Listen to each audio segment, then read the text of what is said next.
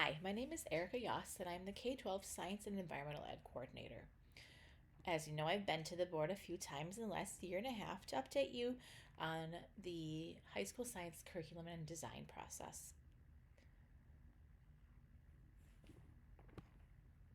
In August of 2022, we began the process of phase one of the curriculum design cycle. Biology, chemistry, and physics are all courses that are required for graduation in our district. And in 2017, we did align to the NGSS, the state and national standards, with our units, rubrics, and outcomes for biology, chemistry, and physics. But at that point, we did not adopt a curricular resource. And at this time, we do not have a curricular resource for any of our science classes beyond AP. As a reminder, most of our students follow the pathway of taking the integrated 6th, 7th, and 8th grade science classes, followed by bio, chem, and physics in high school. Students may choose to take the honors or AP level version of those classes to achieve their required courses, and then they can take a variety of science electives beyond those three. Some students do take an accelerated pathway of taking biology in 8th grade, which allows them to access more science electives in high school. When we began in 2022, we identified two major goals as well as some small sub goals underneath it. We wanted to make sure that we're not just looking at high school, but a K 12 conceptual understandings framework to allow for a vertical alignment of our content, skills, and language. We also wanted to look at our high school core curriculum to ensure we have a guaranteed and viable curriculum and a resource that supports both teachers and students. Before we could do the work, we wanted to make sure we were rooted in theory. We followed the ladder of inference, which makes sure that we are using the data, the theory, and the research prior to taking action. This was our timeline for the first year of our curriculum design process, the 22-23 school year. As you can see, we spent most of the year learning, understanding the data, and creating our vision and theory documents. That fall of 2022 was spent doing a book study on the teaching for conceptual understanding in science, as well as using the framework for K-12 science education, both put out by the National Science Foundation and National Science Teachers Association. This led us to understand what the core important ideas in science education are, so that we could then create our mission and vision in the winter of 22-23. This unified K-12 vision allows us to identify what we want our students to experience and what we want our students to leave our district with. After we had our theory and our mission, we looked at our data. We looked at achievement data through ACT, Forward, and we also looked at perception data through our science program audit to understand what teachers, students, and families were thinking and feeling about science in Waukesha. We took all of that and were able to create a theory of action that will guide our work throughout this whole process. Finally, we completed one of our bigger goals of creating a K-12 conceptual understanding framework. This document allows for all stakeholders to understand where the curriculum is going, both in elementary as well as secondary schools. The way NGSS is created is a group of 16 themes that are touched on in all elementary, middle, and high school. This is an example of the WAVES theme, and you can see how the vocabulary and understandings spiral up into high school so that we have a greater understanding of where students will end up by the end of their time with us. Once we had all of these documents and all of this learning and understanding in place, we moved towards deciding if we needed a curricular resource. In the spring of 2023, we decided that we did need to move forward with finding a resource for these courses. There was no current curricular resource, and we needed materials that would support students in making sense of the world, give three-dimensional approaches, and guide students in a storyline of learning. Those resources were not something we currently had. I did do a neighboring district comparison. In 2021, the state DPI did a survey of districts, and of the CESA 1 schools that responded, 20 out of 29 were also using locally created resources in high school.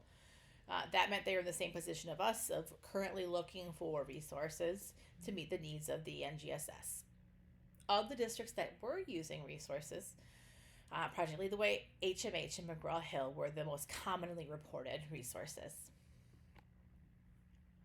In the spring of 2023, we identified and analyzed all of the resources that were available for the biology, chemistry, and physics courses. We used the EQUIP rubric, which is a sample here, which is created by the authors of the NGSS, the standards, as well as DPI endorsed. This EQUIP rubric allows teachers to go through what are the core important factors of an instructional resource in science and evaluate whether that resource meets those needs. Once we had gone through and evaluated all of those, as you can see in our timeline for year 2, by the August of 2023, we wanted to confirm what the top 2 resources were from those EQUIP rubrics and begin our pilot in the beginning of the 23-24 school year. I then came to the school board at the beginning of September to ask for approval to pilot 2 resources for each of these courses, and I'll walk you through what the process was for all 3 of those. For biology, we piloted the Biology Dimensions and Inspire Biology. We met monthly to check in as a district level PLC, as well as myself being embedded in one of the school's biology PLCs. We did formal surveys of the teachers and the students to gather feedback after each of the pilot experiences. And then we met at the end again. That pilot ran from mid-September to mid-November. We ensured that there was a minimum of 1 representative per building, as well as our dual language teachers and middle school biology teachers. Each pilot ran for 1 full unit so that we could gather accurate data from that process. For chemistry, we piloted Chemistry Dimensions and Inspire Chemistry. Both of those also met or exceeded the EQUIP rubric standards.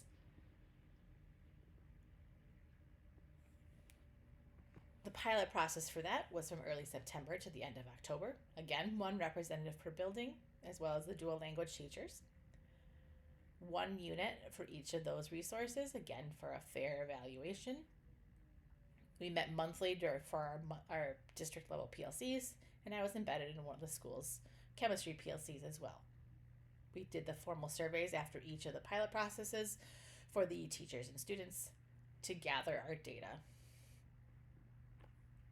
For physics, we piloted Active Physics and Inspire Physics. Again, we made sure that they met or exceeded the EQUIP rubric standards before we moved forward. The pilot process was from early September to the end of November. Again, 1 representative per building. We do not have a dual language physics at this point, so there was no dual language teachers to be part of that. 1 unit for each of the resources. Again, we met monthly in our district PLC, and I was embedded in 1 school level PLC. We did this formal surveys, and then again had our final meeting at the end. While we were piloting, we were also doing parallel work during this time. We are looking at updating our learning targets and our curricular maps, as well as being very specific in what the delineation is between the honors and the grade level courses. We worked through that. We did a crosswalk of our standards And we spent a lot of time identifying what do the standards really say needs to be done in each course. As we looked at the grade level versus honors, we wanted to ensure that the honors course did contain higher rigor, higher skills, higher content, but a student in a grade level course is not excluded from taking an AP or other high level course in science if they do not take the honors. The honors would have more, but the grade level course will not contain less material than what is needed to be successful in further courses. After we did all of that work together, we did our final analysis of the resource. Teachers were asked with using that equip rubric again, and we created a science resource decision making tool that identified the main characteristics from that equip rubric and had the teachers individually identify strengths and weaknesses for each of the resources of that and those components. We then met as a whole chemistry or biology and physics group and walked through and discussed each of those components so that we were all on the same page. After that point, we looked at the student and teacher survey data and made a final vote as a group to identify what resource we would choose. After that process, in December of 2023, we identified the Inspire Science series for all 3 of our courses.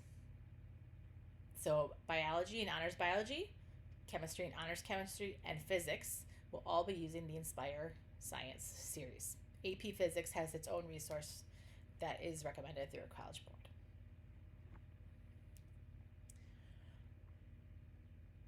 Our next step will be to finalize those curricular maps and learning targets, rubrics, common assessments, as well as the guaranteed experiences we want for our students to have. I look forward to coming and seeing you in February, where I will detail more about the resource and an analyzation process, as well as how we came to the decision to use Inspire Science series and why we're asking for approval for those resources. I look forward to answering any questions you may have, and I will see you soon.